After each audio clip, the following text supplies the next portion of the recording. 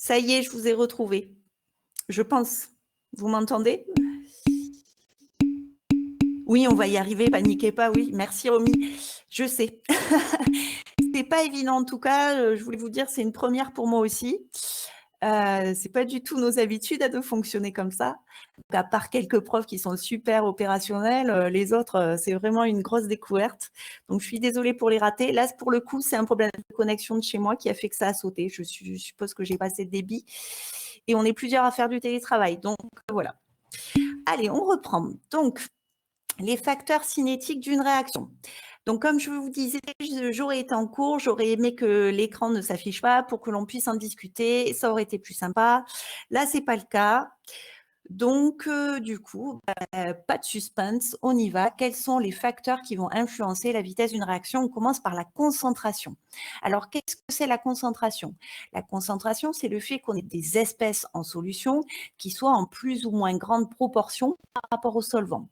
Donc, si j'augmente la concentration dans la solution, je sais que les réactifs vont avoir plus de chances de se rencontrer et la réaction aura plus de facilité à se faire et elle sera donc plus rapide. D'accord? Donc, je pense que ça, c'est assez intuitif. Alors, très bien, Riyad, tu anticipes la suite, parfait. Je vais rester encore sur la concentration, mais bien vu, Riyad, pour ce paramètre-là, on va en parler tout à l'heure. Et Alix, parfait aussi, il fallait bien que tu remontes ton vecteur tangent à la trajectoire, donc bravo, bonne intervention aussi, on y vient tout à l'heure. Alors donc, pour rester sur la concentration, il faudra savoir, donc ce qui est marqué ici en rouge, que l'évolution d'un système chimique est d'autant plus rapide que les concentrations des réactifs sont élevées, et ça, pour la raison que je viens de vous raconter, au niveau microscopique, forcément, s'il y a plus de réactifs, la réaction va se passer plus facilement. Alors, une remarque, si un des réactifs est solide, la réaction sera d'autant plus rapide que la surface de contact du solide sera étendue. Effectivement, si je mets un clou en fer dans de l'acide chlorhydrique, la réaction d'attaque du fer par l'acide sera bien plus longue que si je mets du fer en poudre, parce que la surface de contact est plus importante avec de la poudre qu'avec un clou, par exemple. Une conséquence aussi importante, puisque la vitesse dépend de la concentration, je me rends compte qu'au fur et à mesure que la réaction va se produire, il y aura de moins en moins de réactifs et du coup, leur concentration va diminuer et donc du coup, la vitesse de la réaction diminue au fur et à mesure que la réaction se produit. Alors, quelles sont les applications de ce paramètre-là, concentration? Eh bien, du coup, pour ralentir une réaction en solution, qu'est-ce que l'on peut faire? On va diluer le milieu réactionnel. Donc, en rajoutant de l'eau dans un bécher dans lequel se déroule une réaction, eh bien, je diminue la concentration et donc je diminue la vitesse de la réaction.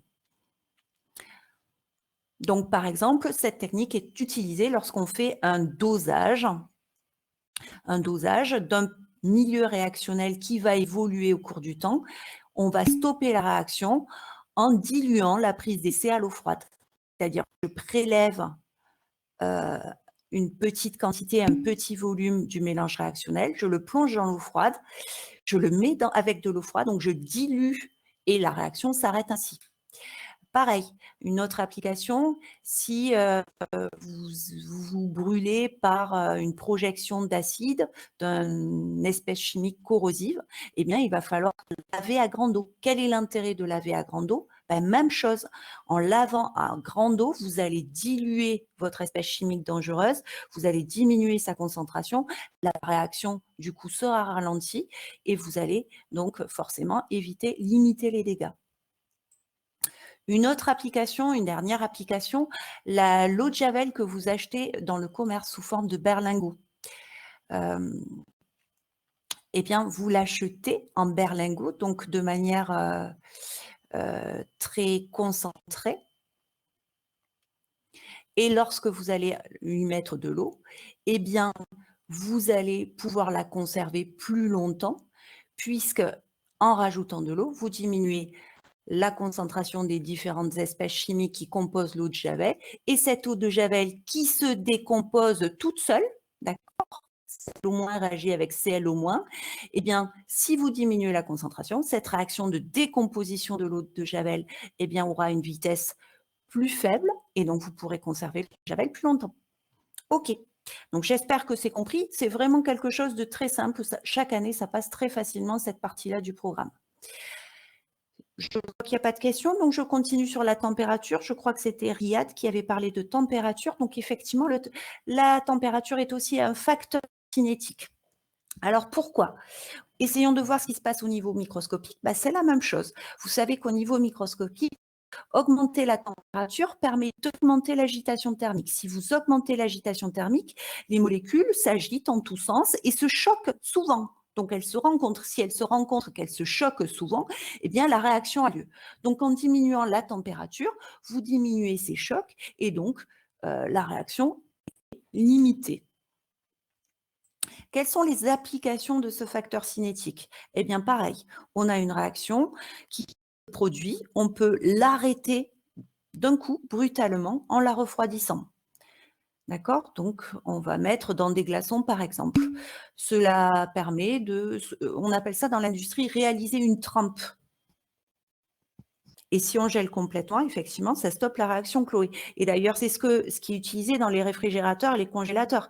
L'intérêt, c'est d'abaisser la température. Pourquoi on abaisse la température ? Parce qu'on veut que nos aliments soient conservés plus longtemps. Et quel est l'intérêt de refroidir pour que nos aliments soient conservés plus longtemps ? Eh bien, en refroidissant, du coup, on ralentit les transformations de dégradation chimique des aliments. Donc, les micro-organismes ne se développent plus ou se développent moins rapidement, selon qu'on est dans un réfrigérateur ou dans un congélateur. Et si l'on chauffe beaucoup, Doriane, tu as raison, c'est l'inverse. C'est ce qu'on va pouvoir utiliser dans l'industrie pour accélérer des transformations. Par exemple, nous allons faire, donc au mois de mai, la synthèse du paracétamol. Donc en seconde, vous avez synthétisé de l'aspirine. En terminale, on synthétise du paracétamol. Et cette synthèse, on va chauffer le mélange réactionnel. Pourquoi ? Parce que pour le synthétiser sur le temps de la séance, eh bien, il faut que la réaction soit rapide. Donc, on l'accélère en chauffant le mélange réactionnel. C'est aussi ce qui se passe en cuisine, d'accord ? Si vous avez un autocuiseur, en métallurgie aussi. Si vous avez un autocuiseur en cuisine, eh bien, vous allez donc accélérer la cuisson de vos aliments. Vous avez encore une dernière application. Alors, Mathieu et Adrien parlent de métallurgie. Donc, je laisserai Mathieu répondre à cette question s'il veut en détail à Adrien. Je sais qu'il est spécialiste. Pour ma dernière application, regardez, je vous ai parlé des cellules reproductrices que certaines personnes donc vont conserver au froid dans de l'azote liquide de manière pareille à limiter, à arrêter brutalement les réactions biologiques, pouvoir conserver ces cellules reproductrices et les utiliser plus tard. Donc voilà pour ce facteur cinétique, la température. Là aussi, c'est assez intuitif. Alors avant de passer à la diapo suivante, j'ai vu que Alix me parlait de catalyseurs. Est-ce que vous penseriez à d'autres facteurs cinétiques avant, donc après la concentration, après la température? On parlera des catalyseurs tout à l'heure. Entre-temps, je voudrais qu'on voit peut-être deux autres paramètres qui peuvent influer. La pression, la lumière, parfait. Le pH. Alors, il faut savoir, effectivement, je retiens sur ce que vous me donnez, je retiens la lumière. La lumière est un facteur cinétique. On parle alors de réaction photochimique. Je vous rappelle qu'on a vu un exemple de réaction photochimique en première S quand on a parlé du processus de la vision. D'accord ? C'est le cas aussi de la synthèse chlorophyllienne. Sans lumière, la réaction est très très lente. Du bronzage, la synthèse de la vitamine D par l'organisme. Le solvant peut aussi être un facteur cinétique. Et enfin, la présence d'un catalyseur. Donc, on va voir la notion de catalyseur en détail dans la dernière partie de ce cours. Mais avant ça, je voudrais qu'on fasse ensemble le numéro 9, page 71, pour être vérifié si on est au point sur ces notions de facteurs cinétiques. Donc, il faut bien retenir ce nom, facteur cinétique. Donc, ce sont des paramètres qui jouent sur la vitesse d'une réaction. Alors, on passe au numéro 9. Le numéro 9, il est là. Donc, il est tout simple, hein, il n'y a pas de calcul. On parle de l'eau de Javel. Donc, je vous en ai parlé très, très rapidement dans le cours. Donc, l'eau de Javel à page, toujours les mêmes pages, hein, on était 69, donc ça doit être 70 ou 71 maintenant, le numéro 9. Alors, on vous parle d'eau de Javel, on vous dit que l'eau de Javel contient des ions hypochlorite ClO-. Ce sont des oxydants capables de détruire les micro-organismes et ils réagissent entre eux pour former des ions chlorate et des ions chlorure. Donc, voici l'équation de la réaction. ClO- donne ClO3- plus 2Cl-. Donc, ça veut dire que la réaction se fait toute seule, d'accord? Il n'y a pas besoin d'apport supplémentaire de réactif. L'eau de Javel se décompose naturellement, c'est irréversible, inéluctable. On vous dit l'eau de Javel diluée se conserve 2 ans, contre 3 mois pour les extraits plus concentrés vendus en berlingot. Expliquez pourquoi l'eau de Javel a une durée de conservation limitée dans le temps. Effectivement, ils réagissent entre eux. Effectivement, les ions hypochlorites qui constituent l'eau de Javel, on a vu qu'ils réagissaient entre eux. Donc forcément, s'ils réagissent, eh bien, il n'y a plus d'ion Cl au moins au bout d'une certaine durée. Et donc l'eau de Javel n'a plus sa propriété antioxydante. Du coup, quel est l'intérêt de conserver l'eau de Javel au frais? Alors là aussi, c'est facile. Ralentir la réaction. Très bien, Maï, tu es super réactif. Donc, on va ralentir la réaction en mettant l'eau de Javel au frais. Expliquez pourquoi le conditionnement de l'eau de Javel a une influence sur sa durée de conservation. Alors là, j'attends deux réponses. Alors, de quoi parlons-nous quand on parle de conditionnement? Je veux que vous me trouviez 2 arguments. Alors, Louise Anta, ok, la lumière a un impact. Et alors, du coup, comment est conditionnée l'eau de Javel pour éviter l'effet de la lumière sur elle? Très bien, parfait. Plastique opaque. Donc, vous voyez effectivement que l'eau de Javel, jamais vous le trouverez dans un flacon, mince, j'ai plus le mot, transparent. Forcément, c'est conservé à l'intérieur d'un emballage opaque. Et dans un placard fermé, dans une bouteille sans air. Alors, on n'a pas parlé d'air, hein. Il n'y a pas de problème avec l'air. Ce n'est pas le ClO- qui réagit avec du dioxygène, donc l'air n'est pas un problème. L'humidité, pareil. Le seul problème de l'humidité serait et ça va rejoindre ce que j'attends ici, conditionnement. Il y a emballage opaque, et puis je ne l'ai pas vu dans vos réponses. Il y a aussi cette histoire-là, où est-ce que je l'ai vue? Là. D'accord? Est-ce qu'il faut que je vous montre à quoi ça ressemble un berlingot? Est-ce que je peux faire ça? Hop, si je fais berlingot.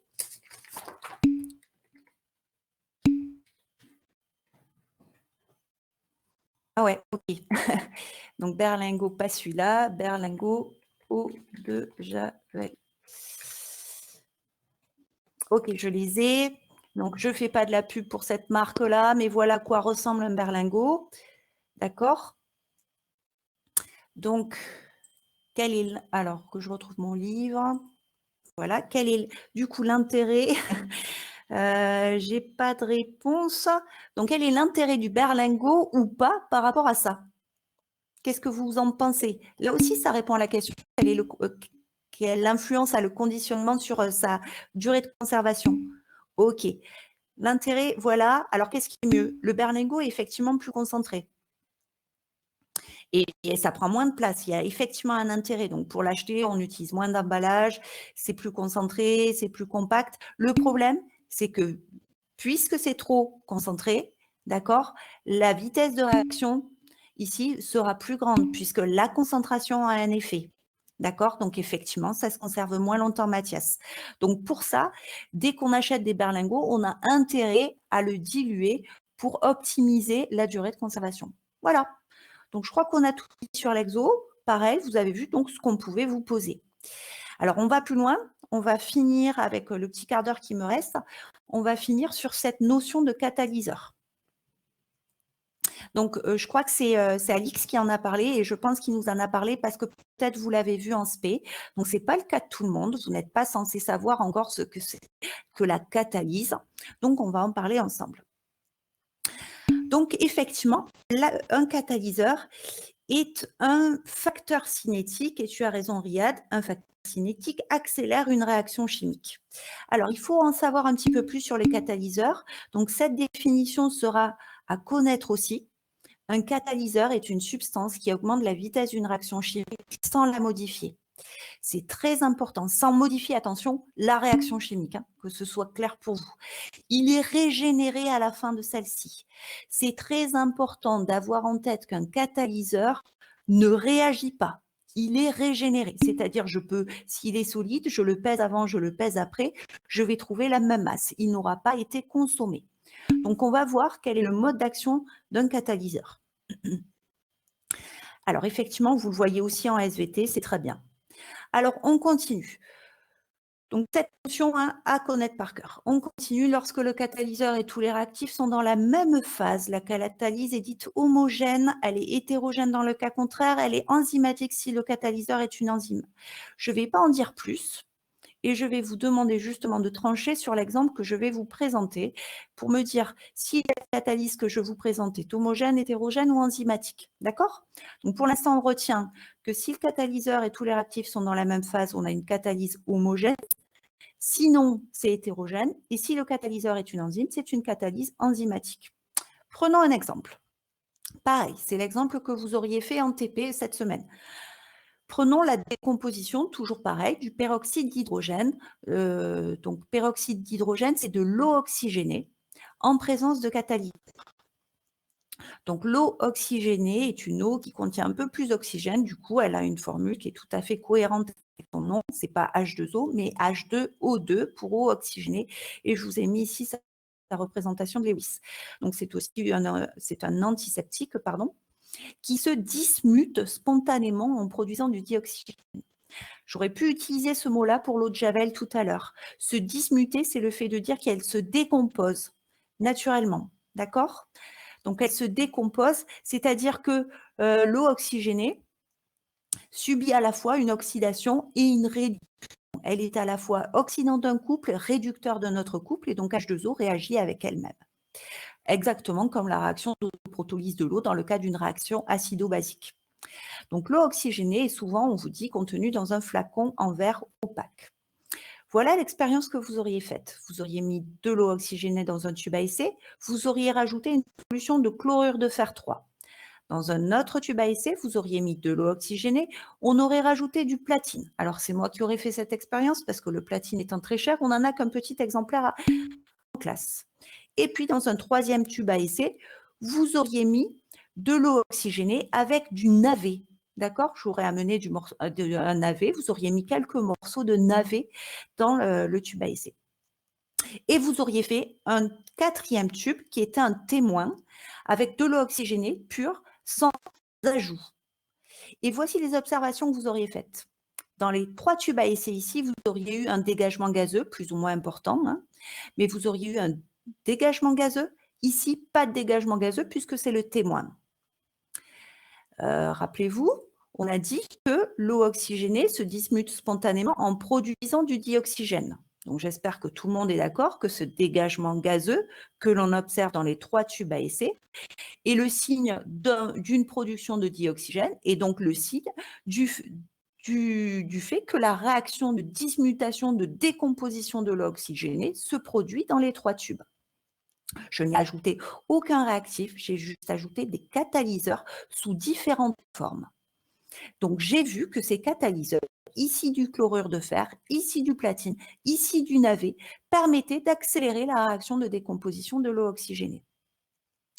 Alors, voyons voir. Maintenant, je vous pose la question. Essayez de me dire si pour le 1, c'est une catalyse homogène, hétérogène ou enzymatique.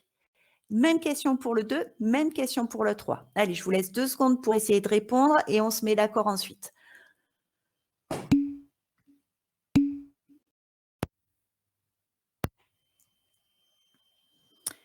Alors, la 3 est enzymatique. OK, vous avez commencé par la plus simple. Vous avez raison. Dans le navet, on trouve une enzyme. J'ai plus son nom en tête d'ailleurs. Je me rappelle plus. Il faudrait que je le retrouve. Tiens, je ne l'ai pas regardé. Quelqu'un le sait? Je ne sais pas. L'enzyme qu'il y a dans le navet, est-ce que j'ai mis autre chose que catalase?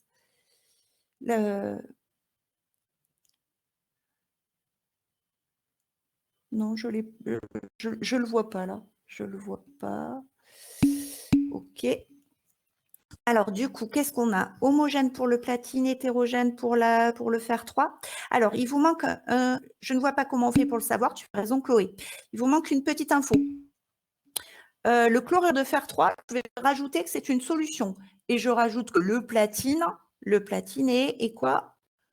Quand je l'écris sous forme PT, c'est solide, bien sûr, Mathieu. Donc, le platine est solide, le chlorure de fer, je le vois ici, ce sont des ions, on est en solution aqueuse du coup. Donc, du coup, ça devrait vous aider maintenant. OK, qui pense que le 1 est... non, on ne va pas faire comme ça. Donc, le 1, c'est homogène. Tu as tout à fait raison, Dorian. Je mets une solution dans une solution. Donc, j'ai une même phase. OK? Donc là, je fais une catalyse homogène. Et du coup, là, vous l'aurez compris, effectivement, Noan, la 2 est donc une catalyse hétérogène. OK? Puisque je mets un solide dans un liquide. Alors, je suis passée sur ma remarque. Quel est l'intérêt? Non, je ne vous la mets pas du coup, comme ça vous allez réfléchir.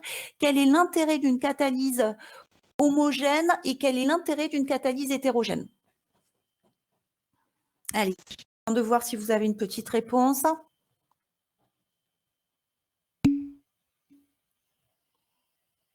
Ouais, super. Super. Donc, effectivement, l'intérêt d'une catalyse hétérogène va permettre de récupérer le catalyseur. Si c'est un solide, je vais pouvoir soit le récupérer avec une pince, soit filtrer si c'est une poudre. Et l'homogène, parfait pour Dorian, l'homogène est plus efficace parce que j'ai une surface de contact entre le catalyseur et la réaction, donc les espèces chimiques qui réagissent, une surface de contact plus importante. Donc, vous avez tout à fait compris le compromis qu'il va falloir faire entre est-ce que je veux être plus efficace ou est-ce que je veux être plus pratique? Alors maintenant, étudions le mode d'action d'un catalyseur. On a dit, OK, un catalyseur accélère la réaction et pour autant, il n'est pas consommé, je le retrouve à la fin de la réaction. Donc, comment est-ce que ça peut se passer, cette histoire-là? Alors, je lis la question de Simon. Du coup, quand c'est un liquide dans un autre, c'est homogène et un solide dans un liquide, c'est tout à fait, Simon. C'est ce que j'ai dit. Très bien. Alors, mode d'action d'un catalyseur. Alors, regardez, je vous donne la réponse. Comment on fait un catalyseur? Un catalyseur modifie la nature des étapes permettant de passer des réactifs aux produits. La réaction globale lente est remplacée par plusieurs réactions plus rapides. Voilà, tout simplement. Vous remarquerez que ce n'est pas en rouge, que je n'ai pas à savoir ça. Mais je trouve que, voilà, c'est intéressant de l'avoir en tête parce que du coup, je comprends ce qui s'est passé réellement. Donc, c'est-à-dire, si je prends un exemple, l'oxydation des ions iodures par les ions peroxodisulfate, c'est une réaction lente et je vais pouvoir la catalyser. Mais d'abord, je vous demande d'écrire la réaction qui se produit donc entre les ions iodures et les ions peroxodisulfate. Alors, je sais, c'est pas évident, on n'est pas en classe, j'ai pas forcément un tableau et un élève qui va venir gentiment faire ça. J'aimerais quand même que vous puissiez prendre un brouillon, essayer de le faire. OK? Parce que ça ne nous fera pas de mal de faire un petit peu d'oxydoréduction. Je sais que pour certains, c'est difficile, certains l'ont acquis, mais d'autres, c'est pas évident. Donc, j'aimerais que vous m'écriviez la réaction qui se produit entre les ions peroxodisulfate, qui sont des oxydants, avec les ions iodures, qui sont des réducteurs. Alors, je vais faire la même chose que vous, hein. Donc, je vais le faire en même temps que vous.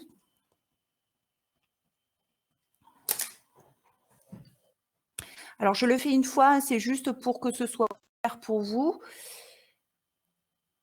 Alors, notez-vous peut-être les couples qui interviennent parce que ça va disparaître dans 2 secondes. Super, je vois qu'on est 63 participants. Bravo, bravo. J'espère, j'ai pas eu trop de messages d'erreur, donc je pense que depuis une demi-heure, ça va mieux. Donc, j'espère que le temps que vous réfléchissiez, hein, je vous parle un petit peu. J'aime pas les blancs. Heu, J'espère que cette classe virtuelle correspond à vos attentes. Je sais qu'il y en a qui iraient plus vite sans moi. Je sais qu'il y en a qui ont peut-être des questions à poser en plus. C'est pas évident ce format-là. J'espère que pour une majorité, ça remplit en tout cas, son rôle et que surtout, ça vous permet de faire de la physique-chimie régulièrement. J'avais proposé donc de faire un cours tous les jours de 11 à 12. Je trouve ça important de voilà, d'instaurer une routine. Au moins, vous savez que vous allez faire de la physique-chimie au moins 1 heure par jour, sans compter les devoirs. Alors pour ceux pour lesquels ça fait beaucoup, bah, pensez qu'une semaine de cours, normalement, on se voit 5 heures et demie par semaine. Donc ça faisait 5 heures au lieu de 5 heures et demie. Je vous fais cadeau d'une demi-heure dans ma grande générosité. Alors, après, comme je vous disais aussi, l'idée merci, merci pour tout ce qui remonte. Merci, c'est chouette. Comme je vous disais aussi, je vais essayer d'établir un programme. Donc, je sais qu'il y en a qui sont autonomes, qui feront leur boulot sans forcément avoir besoin d'une classe virtuelle. Donc, ceux-là, je ne vais pas me vexer, je ne fais pas l'appel. Je vois que vous êtes nombreux à participer là, très bien, mais je n'ai pas vu qu'il y avait derrière ce nombre-là. Donc, si vous voulez travailler tout seul, je ne peux pas vous obliger. Je vous ai préparé un programme pour que vous puissiez être au courant de ce que je vais faire là sur les jours à venir. Comme ça permet aussi de vous positionner. Bah, si j'ai autre chose à faire ou un autre cours à ce moment-là, tant pis. Mais ce n'était pas grave parce que c'est quelque chose que j'ai su faire tout seul. Donc voilà, je vous laisse vous programmer. Alors pour Stéphane qui dit c'est bien 11 heures comme ça on n'a pas à se lever trop tôt, dis-toi bien qu'il y a certains profs qui vont garder leurs horaires de cours et qui vont intervenir dès 8 heures. Hein. Donc, je ne suis pas sûre que tu puisses te lever tous les jours que pour le cours de 11 heures. Mais bon. Très bien, oui, tu as raison, Franck. Je n'entends pas les ventres qui gargouillent. C'est vrai, tu as raison. Ouais, c'est rigolo. C'est rigolo. Je préférais vous avoir en face pour voir vos frimouses et vos sourires, mais tant pis, je me contente de vos petits commentaires qui sont bien sympas. Alors, donc pendant ce temps, bien sûr, tout le monde a écrit son équation. Donc, je reviens sur ce programme-là. Donc, je vous le mettrai en ligne sur WhatsApp ou sur l'ENT, je ne sais pas trop, mais en tout cas, vous trouverez ces informations-là. Ah, tiens, je m'entends, pourquoi? Non, c'était rien. Donc, aujourd'hui, je vais vous dire les devoirs que j'attends de vous. Demain, je voudrais faire une session de correction du bac blanc. Je ne sais pas si en 1 heure, exercice 1 et 2, c'est raisonnable. Il me semble que oui, surtout que je n'aurai pas à écrire comme si j'avais été en cours. Exercice 3, 4 et 5 lundi, je continuerai. Donc voilà, c'est important, c'est intéressant si vous l'avez fait, surtout que ce n'était pas corrigé en ligne sur Labo Lycée, donc ça peut vraiment apporter quelque chose. Je me baserai sur une copie d'élèves. J'ai prévu de faire ça pour corriger, parce qu'il y a des copies sympas, voilà, et puis ce sera plus lisible pour vous. Mardi prochain, on finira donc ce chapitre. Mercredi prochain, on corrigera un sujet de bac que je vous ai donné à faire. Le jeudi, pareil, un autre sujet de bac. Et vendredi prochain, on commencera un autre chapitre. Donc comme ça, je n'ai pas l'impression qu'on se mette en retard. Je trouve ça très, très bien. C'est un bon planning, ne vous inquiétez pas. On avance à bon rythme. Allez, donc je reviens sur… Alors, j'ai pas vu tout ce que vous avez fini par écrire. Ouais, en plus, surtout, j'imagine combien sont en pyjama parmi vous tous. Hein. Donc, je ne vous vois pas en pyjama, c'est pas mal aussi. Ok. Allez, donc je reviens sur mon cours. On finit ça rapidement. Ah oui, ok. Moi, non, par contre. Hein, moi, je suis habillée. Alors, où on en est? Ah mince, je ne vous ai pas mis le corrigé. Du coup, je ne vous ai pas mis le corrigé. On va tenter autre chose. Alors, on va partager ça. D'accord? Vous me dites si ça vous va. Alors, donc, on a…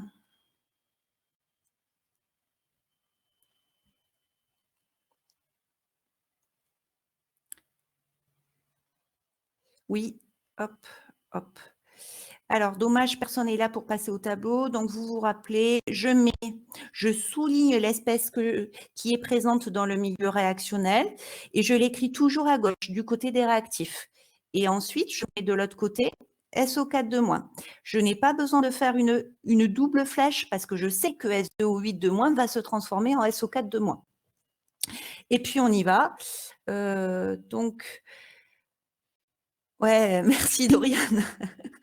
Et je te signale que j'ai acheté un stylo exprès pour l'occasion. Après, ouais, ça fait pas du nickel précision. Hein. Tant pis, hein. C'est pas mal déjà, non? Espèce de râleur, va. Alors, du coup, regardez, j'espère que tout le monde a fait ça. Je mets, bien sûr, je commence commence par les éléments autres que O et H, donc j'équilibre le H. J'ai 2 soufres à gauche, un soufre à droite, j'en mets donc 2. Je continue avec l'oxygène, j'en ai 8 à gauche, donc 2 fois 4, 8 à droite, tout va bien. Et rappelez-vous, donc si c'est terminé en termes maintenant d'éléments, je vais passer aux charges. J'ai ici 2 moins à gauche.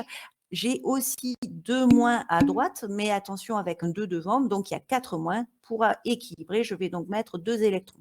OK? Ensuite, très bien, Benoît, tu es allé très vite.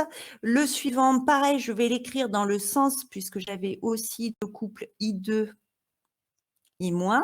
Je mets dans le sens où ça se produit. I2 donne I-. J'ai 2 I, donc je mets 2. J'ai 2 moins, donc je mets... Oups, je me suis trompée quelque part. SO8 2 moins. Ah non, pardon. Oui, je me suis trompée quelque part. Quelqu'un avait réagi? Non? OK. I-. C'est I- qui est à gauche. Hein. Ce sont les ions iodures. Je ne peux pas avoir un oxydant qui réagit avec un oxydant. Donc, c'est I- qui donne I2. Donc, c'est dans ce sens-là. Et vous voyez hein, comment j'ai rectifié. Je me suis aperçue que je devais avoir à mettre les électrons du côté gauche. Ça n'allait pas des électrons à gauche et à gauche. Donc, c'est aussi un moyen pour éviter les erreurs. Donc, je complète ici. Et vous vous rappelez qu'ensuite, je tire un trait. Je fais en sorte que les électrons s'annulent. Donc, je n'ai rien à faire ici puisque j'ai 2 électrons de part et d'autre. Donc, c'est 2 I- à gauche, oui, Louisanta. D'accord, c'est un 2. Donc, du coup, voici mon équation bilan. S2O8 2- plus 2 I- donne 2SO4 2- plus I2. OK. Voilà pour cette équation. Donc, cette réaction-là est lente. Cette réaction, merci Lucas. Cette réaction-là est lente. Donc, du coup, eh bien, je vais la transformer en 2 réactions plus rapides. Et donc, c'est ce qu'il y a dans mon PowerPoint, la suite. Alors, voyons voir. OK. Donc, on en est là. Cette réaction peut être catalysée par les ions fer2, Fe2+. L'expérience montre que les ions peroxydisulfate réagissent d'abord avec les ions fer2 pour former des ions fer3. Et ces ions fer3 vont à leur tour réagir avec les ions iodures. Donc, en fait, le catalyseur vient jouer le rôle d'intermédiaire. Et grâce à lui, on transforme une réaction lente en 2 réactions rapides. Donc, je vais vous laisser faire ça à la maison. Vous le finirez. Que de toute manière, je mets en ligne le cours. Donc, le cours sera complété. Vous aurez la réponse. Mais entraînez-vous sur les réactions d'oxydoréduction encore. Et du coup, vous allez écrire les 2 équations qui se sont formées, les 2 réactions qui vont avoir lieu. On finit le cours avec cette activité documentaire. Je ne la fais pas ici. Pareil, ça fait partie du travail à faire. Donc, pour finir la leçon, je vous demande, donc je vous ai mis ici le contenu, c'est tout ce que l'on a fait aujourd'hui avec les exercices. Je vous demande pour mardi de faire l'activité documentaire du livre, donc qui fait partie du cours, qui permet de clôturer le cours, qui fait le lien entre la chimie et la biologie. Forcément, puisque je vous mets en ligne mon cours, vous allez retrouver le corrigé de l'activité documentaire. L'idée, c'est vraiment de faire 100. Je vous donne aussi 3 exercices à faire, des exercices tout simples, donc pour vérifier que vous êtes au point sur cette notion-là, d'accord, sur ce cours-là. Pour mercredi, un sujet de bac que je corrigerai donc le mercredi et un autre sujet de bac pour le jeudi que je corrigerai le jeudi. OK, mince, il y en a qui ont plus de son, apparemment des soucis. Je mettrai les cours sur WhatsApp, OK, pas de souci. Donc, j'enchaîne sur les cours sur WhatsApp. Qu'est-ce que je voulais vous dire? Je crois que j'ai tout dit. J'ai parlé du planning, j'ai parlé des devoirs à faire. Donc, pour moi, c'est bon. On peut arrêter là aujourd'hui. Je vous souhaite une bonne journée. Il fait beau. Profitez de sortir pour faire un peu d'exercice. N'oubliez pas de faire vos exos de physique. Je vous dis à demain pour la correction du bac blanc.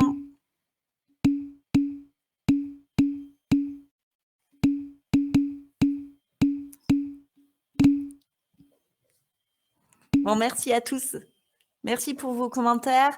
Bonne journée, à demain. J'espère qu'on fera mieux demain, que la séance sera moins chaotique qu'aujourd'hui.